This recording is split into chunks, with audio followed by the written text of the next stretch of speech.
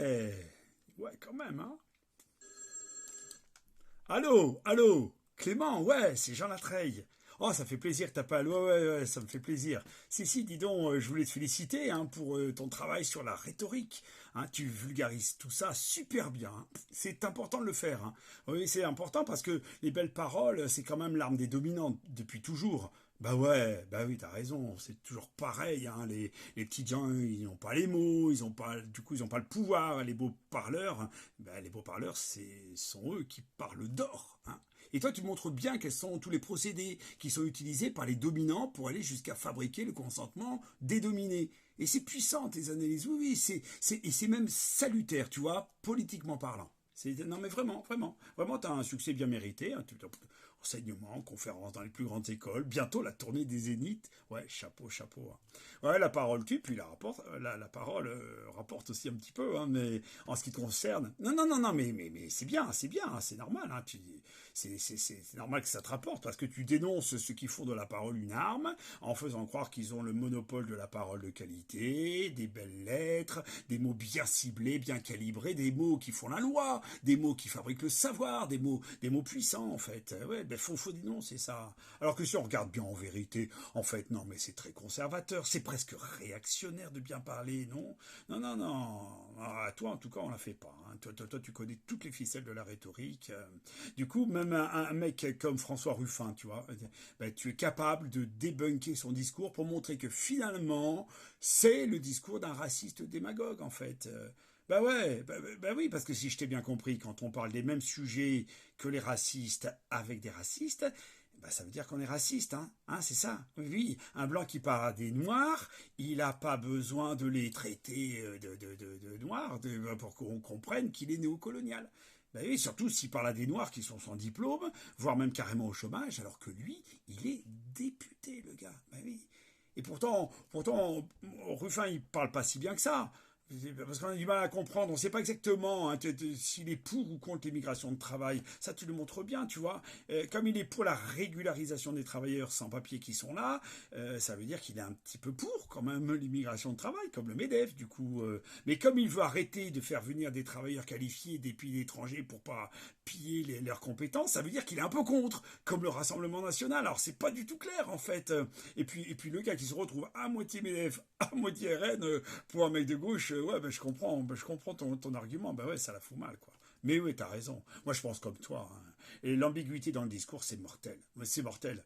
Ben oui, si tu parles comme le Rassemblement national, mieux. Si on peut croire qu'il y a dans ton discours un truc qui fait un peu penser au Rassemblement national, ben c'est que t'es Rassemblement national, en fait. Et du coup, quand tu parles comme un livre, ben tu peux faire un peu facho. Bah oui, parce que le père Le Pen, je sais pas si tu te souviens, t'as 20 ans de moins que moi, mais le père Le Pen, il plaçait tout le temps dans ses interventions des références de littérature classique, même des imparfaits du subjonctif, il adorait ça. Bon, pourtant, on n'est quand même pas interdit de citer Hugo ou de bien conjuguer ses verbes si on est antifasciste, si. Ah oui, mais quand c'est lui qui le faisait, c'était Ringard et des magots. Ah, d'accord, ouais. Et tu te souviens quand il se faisait le défenseur des petits, des obscurs, des sans grades ah, bah oui. Bah oui, t'as la référence. Hein, c'est Edmond Rostand, c'est l'auteur de Cyrano, c'est pas dans Cyrano, mais alors, remarque, Cyrano aussi, c'est devenu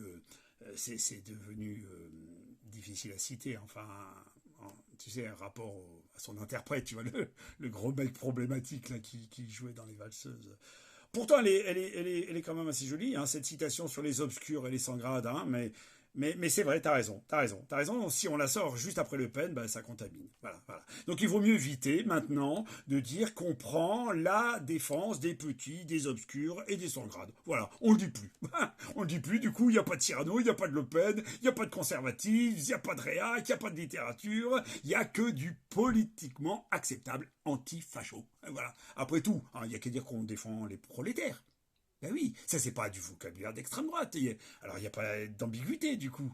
Voilà, ben oui, tu fais bien de clarifier un peu les choses. Voilà. Alors du coup le mieux pour pas passer pour un fasciste, c'est de pas du tout citer la littérature classique qui plaît aux mecs d'extrême droite et de pas conjuguer les verbes de façon compliquée et de pas parler d'immigration de travail. Voilà. Comme ça on est sûr de rester pur.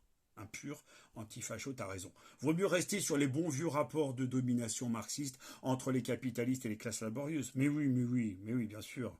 Bon, alors évidemment, ça règle quand même pas les problèmes des immigrés, hein, ni leurs difficultés d'intégration à la société française, mais ça évite de faire le jeu des réactionnaires d'extrême droite. Ben oui, ben oui. Ben, ah oui, c'est vrai, oh mince, t'as raison. T'as raison, le mot intégration. Et oui, le mot d'intégration, déjà, il pose problème. Ben oui, parce qu'il n'y a pas de raison de leur demander un truc aux travailleurs immigrés qu'on ne demanderait pas aux autres. Ben oui, ça c'est néocolonial, du coup. D'ailleurs, leur demander un truc tout court, c'est de la violence symbolique. Du coup, c'est humiliant. Du coup, faut pas le faire. Ouais, disons, c'est compliqué, hein. Alors je résume, la grande littérature classique, le bien parler, on l'abandonne aux fascistes, à la Zemmour, ils adorent ça, c'est pour eux, ok.